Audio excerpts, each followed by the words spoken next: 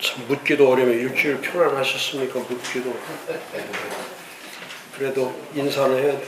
주님의 교회 잘 세우십시다.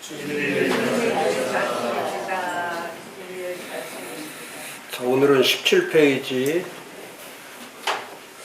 지난주에 이어서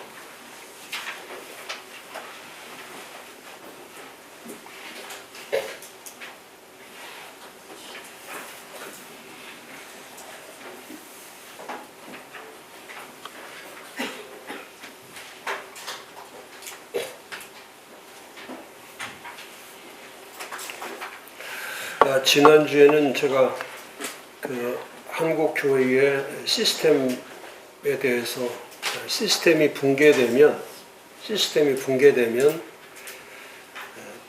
모든 게 다 무너지는 거죠. 그래서 늘 기억하셔야 돼요. 교회는 시스템이다. 이렇게 정의를 하셔요. 교회는 시스템이다. 그러니까 교회는 시스템이라는 뜻은 뭐냐면 사도 바울이 이제 아주 잘했던 게 그거죠. 고린도전서 3장 3절에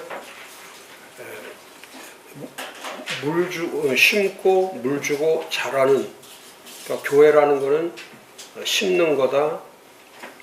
그 다음에 물 주는 거다. 그 다음에 자라나는 거다.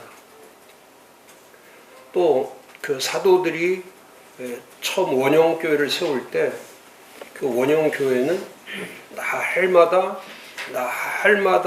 가르쳤다는 게 뭐냐면, 그 가르쳤다는 게 성경 공부를 말하는 게 아니고 날마다 가르쳤다는 거는 시스템을 움직이게 만든 거예요. 시스템이 움직이게.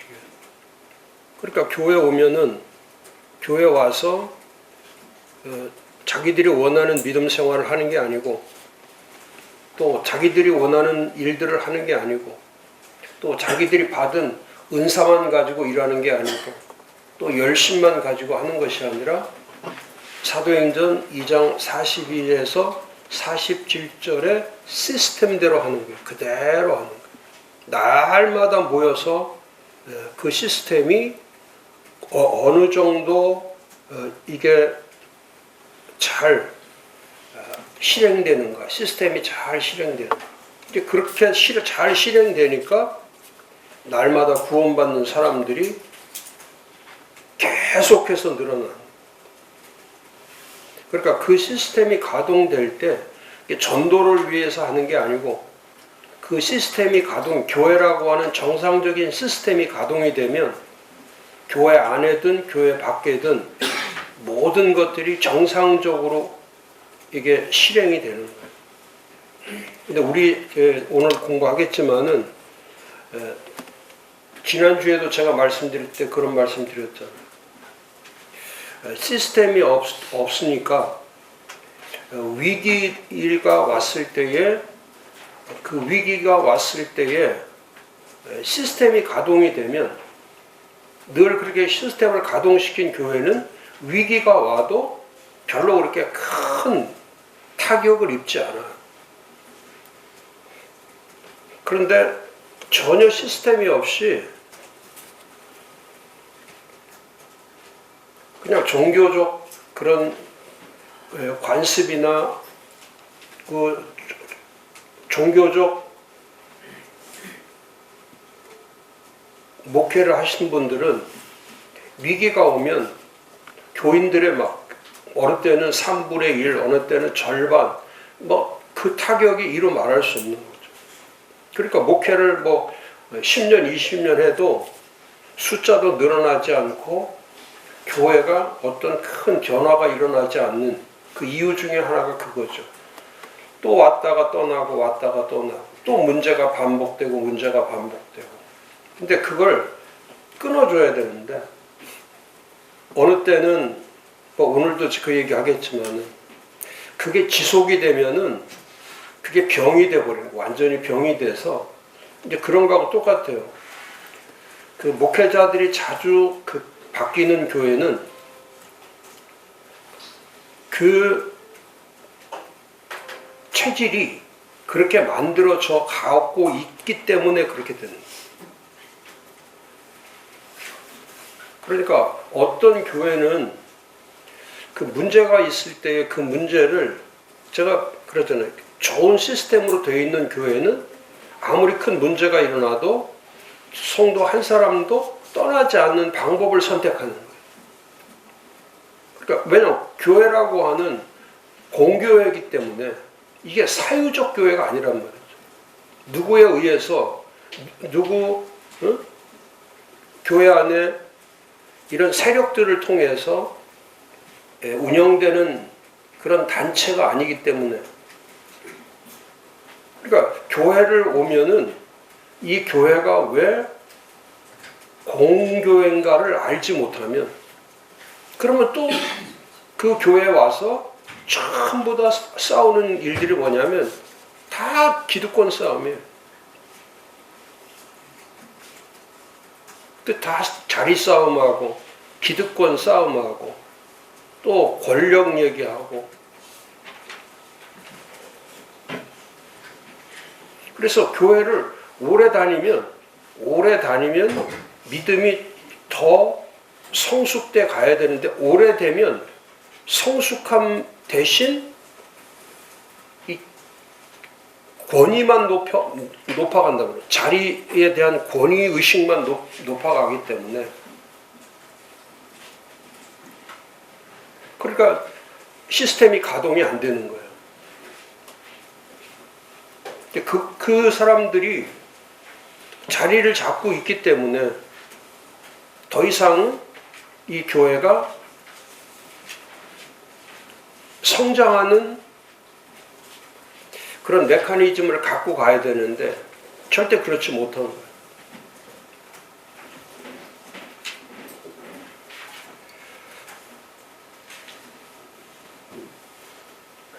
그러니까 이 시스템이 가동이 되면 공의와 질서가 세워지고, 시스템이 가동이 되면 언제나 공의적이고 언제나 질서가 있게 돼 있어요.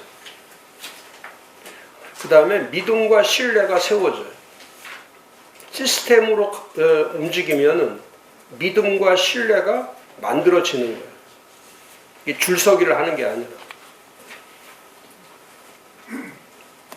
지금 이 나라처럼 좌우나 이렇게 좌측이나 우측이나 또 대립이나 갈라치기나 패거리나, 이게 시스템이 없기 때문에 그게 사람 중심으로 가면 끝까지 그거 하다가 나라가 망하는 거예요.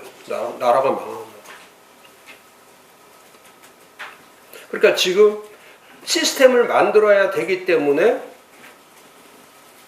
뭐 어디든지, 뭐 정치든지 법이든지 경찰이든지 뭐 누구도 어디든지 다 시스템이 없기 때문에 누군가가 승자가 돼버리면 모든 게 다 무너져 버리는 거예요. 그러니까 뒤집어지는 거예요. 그러니까 이렇게 불행한 현실이 된 거는, 이런 불행한 현실이 된 거는 이게 갑자기 만들어진 게 아니라 이미 오랜 기간 동안 이 국민들 속에 오랜 기간 동안에 왜냐하면 본인들도 시스템대로 살질 않으니까 자기 멋대로 살지, 시스템에 들어가서 교회라고 하는 시스템 안에서 살아야 되는데, 교회는 다니는데 세상에서 살아가는 그 방법을 가지고 하니까 교회가 분열되고 교회 안에도 대립이 되고, 그러니까 이 성경대로 살 필요가 없는 거죠. 그러니까 지금 한국 교회가 아주 매일같이 그냥 괴멸되고 있죠. 매일같이 괴멸되고 서로 욕하고 서로 싸우니까.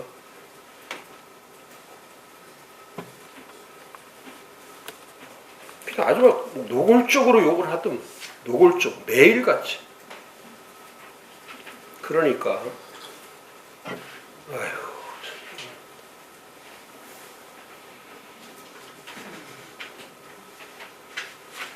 그래서 절대 유튜브를 보면 안 돼. 절대 보면. 하여튼 저는 진짜 백해무익. 절대 보면. 절대 보면. 그걸 봐서 공의와 질서가 세워지고 믿음과 신뢰가 세워지고 사랑과 은혜가 세워진다면 볼 필요가 있죠. 근데 그걸 보면 공의와 질서가 이미 그 기본이 뭘 하든 안 하든 그게 합리적이지 않으면 안 되는 거예요. 공정하지 않으면 안 되는 거예요. 그러니까 편가르기를 하면 일단 안 돼. 그건 뭐든지 안 되는 거예요. 제가 얘기했잖아요. 반반으로 나누어지는 거는 결국 서로 공동 괴멸이다. 반이 이겼어. 이겼으면 또 이겼다고 하나 되지 못해. 이따 거기 제가 다 써놨어요. 여기다가 전부 다. 제가 지난주에 거기 작년 9월 달에 이미 제가 탄핵에 대해서 다 써놨잖아요. 이대로 가면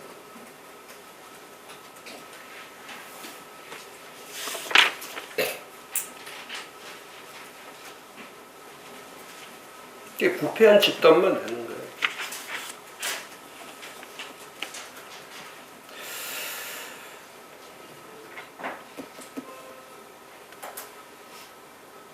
거기 16페이지 두 번째 패러그래프 네 번째 줄 국가도 시스템이 가동되면 정상적으로 돌아가겠지만 사람들이 난리치며 온갖 죄를 뒤집어 씌워 탄핵하고 깜빵에 집어넣고 주인 모두를 죽게 만드는 것이다. 이건 뭐 오늘도 마찬가지. 이 아너 코드에서 시스템도 그렇지만은 아너 코드라고 하는 것은 뭐냐면 거기 17페이지 아너 코드란 특정 단체의 구성원이 그 단체의 명예를 지키기 위하여 준수하는 행위 규범이나 윤리 원칙, 행위 규범과 윤리 원칙. 다시 말하면 모든 구성원의 의식 기반이 이 언어라고 하는 존경심, 명예, 또 존중함 이런 규율이 교회 안에는 자연적으로 교회에 들어오면 이 아너 코드가 있어야 되는 거예요. 어느 선까지는 절대 어느 선을 넘으면 안 돼요. 그러니까 교회라고 하는 이게 세상에서 사는 방법이 아니고 교회에 오면 교회에 어느 기준이 있는 거예요. 그 기준을 넘어가면 안 되는 거예요. 그럼 농담을 하더라도 그 농담하는 게 아너 코드 안에서 농담도 하고 말도 하고 그러는 게 근데 그걸 뛰어넘어 버리면 행위 규범이 망가지는 거예요. 그 다음에 윤리 원칙이 망가지는 거예요. 그 진리가 훼손되는 거예요.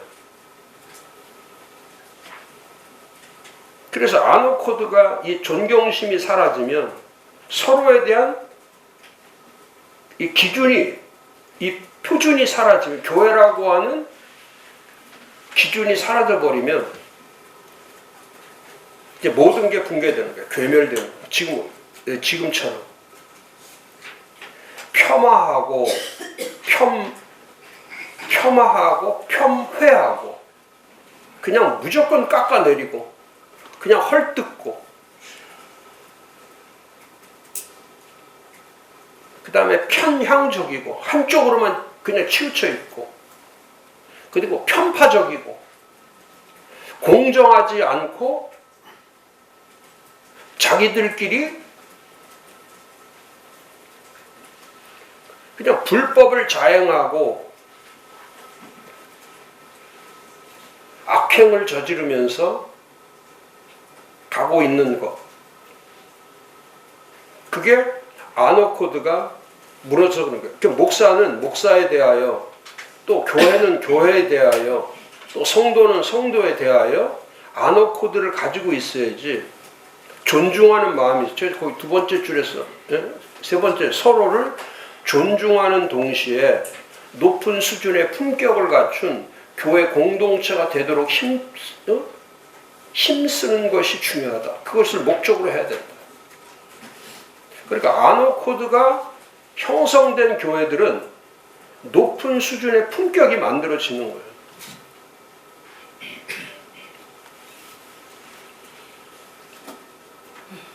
이렇게 막 혼란스럽죠. 그러나 오늘날 한국 사회와 교회는 점점 아노코드가 망가진 거기 영어 비토할 때 I자가 아니라 E자. 비토.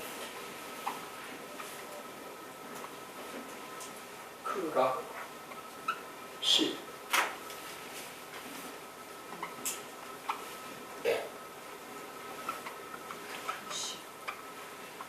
거부민주주의라는 뜻이죠. 거부민주주의.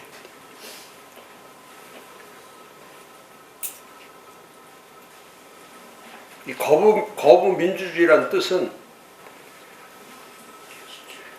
상대방이 하는 모든 것들, 그게 정책이나 주장이나 모조리 거부하는 극단적인 파당 정치를 얘기하는, 아주 극단적인 파당 정치. 극단적 파당 정치. 제가 이 말을 쓴 이유는 지금 한국 사회를 그대로 제가 얘기하는 거예요. 그 당시에 제가 작년에 7, 8월에 이걸 쓰면서 이 한국 사회도 고질병이야. 제가 3번도 그거고요. 1번, 2번, 3번 다 그래요. 이걸 안 고치면은 오늘 4번도 마찬가지예요. 이 비토크라시, 원래는 민주주의가 되려면 데모크라시로 가야 돼요.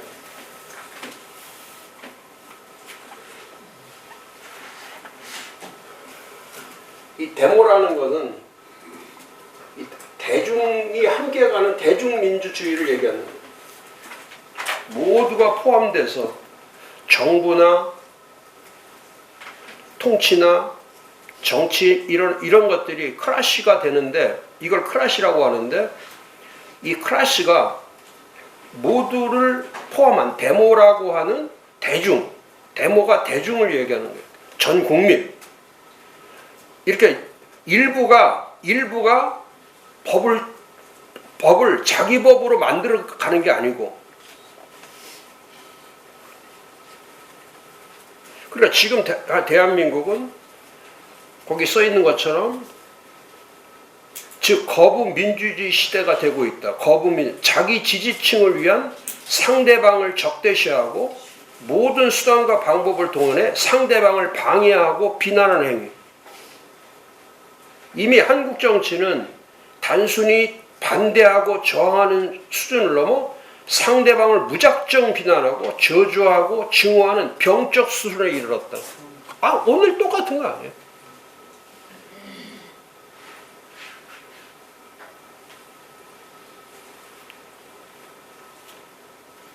그러니까 지금 이